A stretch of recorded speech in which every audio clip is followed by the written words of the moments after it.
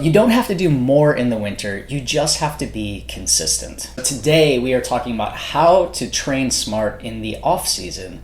We're talking about how to build strength, how to build your aerobic endurance and your base, and how to come into spring fitter, more injury resistant, and potentially faster than ever before. First, let's talk about why the off season matters. So we want to help you shift your mindset from taking time off to active recovery and rebuilding. So thinking about setting yourself up to have a great next year. Think of the off season really as kind of like your maintenance phase. Like you're not chasing speed, workouts, or super long things, right? We want to kind of shoot up the middle and rebuild the engine so that we know you're going to chase all of those things later. But right now is about hitting kind of that middle ground. Runners who train year round, which we have a lot of, we have them that train smartly, right? Not necessarily intensely. Pros do this too. They take 1 to 2 weeks off of a major event and then they ease back into easy miles. These are the ones that stay injury free and keep improving. It also helps with mental burnout too, right? It's lots and lots and lots of benefits to having a cycle that ebbs and flows. Yeah, so much with mental burnout. I think that, if you did have a heavy race season or you did a fall race or you didn't race at all, but you've been training consistently all year, it's so important to take that step back because a lot of people don't have that carrot that they're chasing right now. They don't have the goal that is within a, 12 to 16 week time. Yep. You need that reset. So we aren't saying to, just blast through. We are saying to be smart about how you take that reset. So after your racing season, your body needs recovery, period. Like, that's it. But it doesn't necessarily need full inactivity. Yeah. You always say, don't sink into the couch like Tank, Don't be Tank. Don't be Tank. Tank, when he needs to regenerate, just doesn't move. Yeah, he melts. Yeah, he melts and then just the eyeballs move. I'm going to need a photo or a video. I got you. Okay. This is really your chance also in the off season to address any weaknesses or injuries that popped up during your season. Think about, your running form. I think this is also a great time to do a run analysis. Yep, great baseline. So you have things to work on in the off season. Maybe it's core work, maybe it's mobility or any sort of imbalances in your body. And then as your training stress drops, we want your consistency to stay there because that's really what helps you maintain your progress. I am always really proud when we had 2 athletes that raced a really tough weather full marathon this fall. And they both did not hit their A standards. I don't even think they hit their B standards. It was a wretched weather day. And they both independently of each other said, for the next 2 months, I just want to focus on getting stronger. Like they could feel their inefficiencies when the weather went sideways. They could feel their inefficiencies really kind of coming out. And they know that the way that they're going to rebuild is to be able to level up strength, which of course we're going to talk about. But it's a cool takeaway. And, when you can think that way, our job is to get you to be able to do these things, swim, bike, run, lift, when you're 80. And when you think that way, you're on your way. I also have athletes who have told me that they want to focus on strength right now, and nothing makes me happier. Yeah, I totally agree. As a coach, this is the best possible scenario for us, for our athletes to say, I see what kind of went wrong, and I know that this will help me level up. So we have 2 ways that you can use the off season to improve for next year, and the number one is building strength. It is the number one thing that we can do to prevent injury, improve your run economy. Hello, you can move better with less energy, and make your muscles more efficient. Upside is you might look and feel better too, right? All of those things, when we put them together, equal a lot more speed, endurance, and resilience for the next seasons, years to come. This is truly the antidote for the holiday season, right? Yeah. Because so many people, we're heading into the eating season. We have family parties, work parties, we have functions, travel. Your eating and your routine is going to be totally jacked. Yep. There's pecan pie in my future.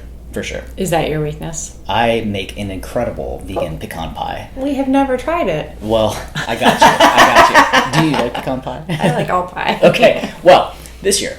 So, that idea of being able to do something to not offset that, but to still feel good in your body as you're going through the season and still being able to enjoy social events and time with your friends. And I'm not saying that anyone should be thinking about calories in to work out out, right? That is not the point of this. Just mental health wise, I think to have that momentum and continue to be working towards your goals is really important in a time where everything else is disrupted. So here's how we want you to sort of think about this, right?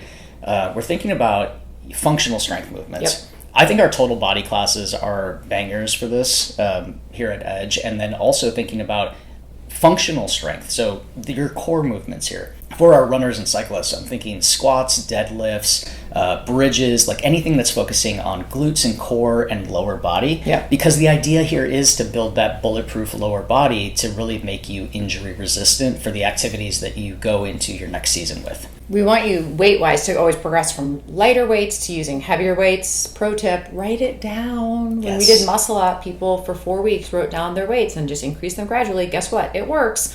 And then, of course, if you're more experienced, graduating eventually to heavier lifts. But that is no different than you running 3 miles at marathon pace and 2 weeks later doing 5. It's exactly the same idea, right? It does not take a lot. People get very, very caught up in like, well, I don't know what to do. We're talking 30 to 45 minute sessions of lifting 2 to 3 times a week. You got this. And if it's me, I'm going to pair that lift with an easy run, save a shower, and, completely nail whatever I'm doing that day. If you need any more motivation to get to the gym, we have some data for you. So research shows that runners who do strength work improve their run economy by 4 to 8%. If you're watching us on YouTube, you know that I busted my calculator out for this one. 8%. Okay, so just pretend that your goal is an 8-minute mile. 8% on an 8-minute mile is taking you from an 8-minute to a 7:20. What? That's huge. That's just from strength work. That's huge. That's not even doing any additional running.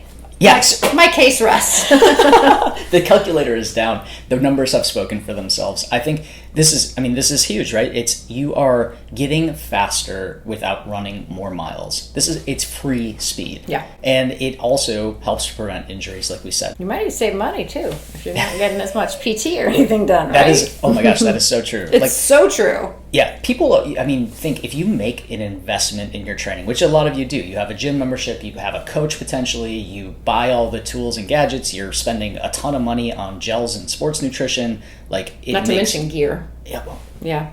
Shoes, gear, all of the things, the watches, everything. So goal number 1 of winter-based training and off-season training is to build strength. Goal number 2 is to build that aerobic base. We love an aerobic base. What is an aerobic base, right? It is, the easiest way to say it is when you're building an aerobic base or when you're having aerobic effort, we are talking like this, right? We're able to talk in full sentences. You're able to sing a verse of a song, not a country song. That is not allowed. But it's truly like your zone 2 training, and it really is your secret weapon. So, being able to build endurance without burning you out is the way that you build a base, right? Mm-hmm. Trail runs are also really fantastic for this because they're going to keep you very aerobic because they're usually a little bit harder. So you have to go a little bit slower just by the nature of the terrain. Yeah, so we call this pace Easy AF. We did a whole episode on Easy AF, and it's that conversational pace. You could also add in some low impact options. This is a great time also for cross training. If you are like, I'm done with running for a little while. Build a base another way. Exactly. So what are some other ways that people could build a base? I love non-weight bearing ones. So cycling, rowing, and swimming. But you can totally do elliptical. You can do brisk hiking. Anything that's going to get your heart rate up a little bit. Yeah. And then pro tip here is to focus on time on feet as opposed to your pace. Ideally, for a lot of runners, your conversational pace is going to change over time, right? Because you're getting fitter and faster. And so the pace that you couldn't talk at before, you can talk at now, right? There is one caveat here when we're talking about aerobic training. If you have a spring race, which they do exist, especially spring fulls that happen in like April, you're not going to have as long of many months, November and all of December, you probably can't keep 100% easy peasy because your runway has already started. But if you're real training, like any type of something you are training for, let's say like Chicago half in June doesn't start until January or later, keep your winter miles truly aerobic. And just remember, just tick them off. They just have to happen. They don't have to be fast or sexy or anything in between. Yeah, and a great way to do this is to pair up and do it socially, right? To have a buddy that you can chat with. That is a good way to keep you on track. So how the heck do we do it? How do we structure our winter training? It is not rocket science at all. And I like to think of these as like bricks that you can kind of like plug in. They're really flexible. There are very inflexible periods of training, and this is the opposite of that. So first up is 2 to 3 strength sessions a week. We said that lower body, core focus, functional focus, 30 to 45 minutes a pop. Just do it. So along with 2 to 3 strength sessions, you can add in 3 to 4 aerobic sessions. These are your mostly easy runs or your cross training. I love the 3 to 4 a week. I think, man, when I'm training and I'm doing 3 a week lift and 3 a week run, it is probably the best that I physically feel. Yeah, it feels. I'm like, ooh, I'm balanced. Yeah. Yes, and speaking of being balanced, we also love adding in some mobility here. So 1 session a week of yoga, movement prep, sort of like an extended warm up, essentially, or foam rolling. This is a great time to establish these habits because, again, if you are investing all of this time and energy into your training and you're not doing these pieces, you are also missing out on free speed. There is one more option that you can have during this if you want to have a little bit of flavor. I'm not going to lie, our all-terrain incorporates this, which I love, is 1 short stride or 1 hill interval training every 2 weeks or so is going to keep you sharp, and frankly, it's fun. Although I will say it's going to hurt a little bit. Like, you're going to be like, woo, need to do more of that, but that's going to keep you nice and sharp. Yeah, I think it's just enough to be like, ooh, that hurt a little bit. But also, I did something and I feel accomplished and I'm not banged up or like totally out of commission the next day. Yep. It's a good like reminder that you can go fast. Yep. So you don't have to do more in the winter. You just have to be consistent. And it's not about high mileage or crazy intensity in these months. It's about being consistent, having quality movement, keeps your body strong, and your aerobic base growing. Remember, we're rebuilding the foundation of your house. So a quick note about motivation. We know that it's getting darker and it's going to get darker before it gets lighter, like from now. And colder. And colder. Don't look at the forecast, Chicagoans. I did. It doesn't look pretty. And you also might not be working towards a race goal right now, so it's totally normal to feel unmotivated. But what separates good runners from the great ones isn't really the idea of who trains the hardest or doing the most intense sessions this time of year. It's really who stays consistent. And so we want to establish good patterns now while it's cold and dark and no one's looking so that you can build on that in the future. So to recap how you're going to do it, you're going to take 2 to 3 easy weeks postseason, reverse taper, also called that, and then you're going to start some light strength and aerobic work.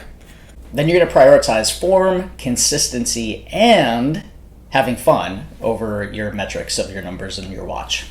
Use this time through January or so to really kind of reset your goals for next year and think about, how you're building toward them. And remember, fitness is only actualized in the recovery phase. Well, we've been waiting to say that this whole episode. It's been a minute. So it's really this period of time in your off season that you establish that foundation, not during your race prep. So set yourself up to have a great year. And if you're tempted to hibernate this winter, like Tank, just remember every mile, every step, every squat is an investment in your spring racing season and really in your entire 2026. So build now so you can make your next year your strongest season yet. If you're interested in learning more about Zone 2 running and that easy AF that I had talked about, check out this video right here where we explain all of the benefits of aerobic running and how it can help you next year.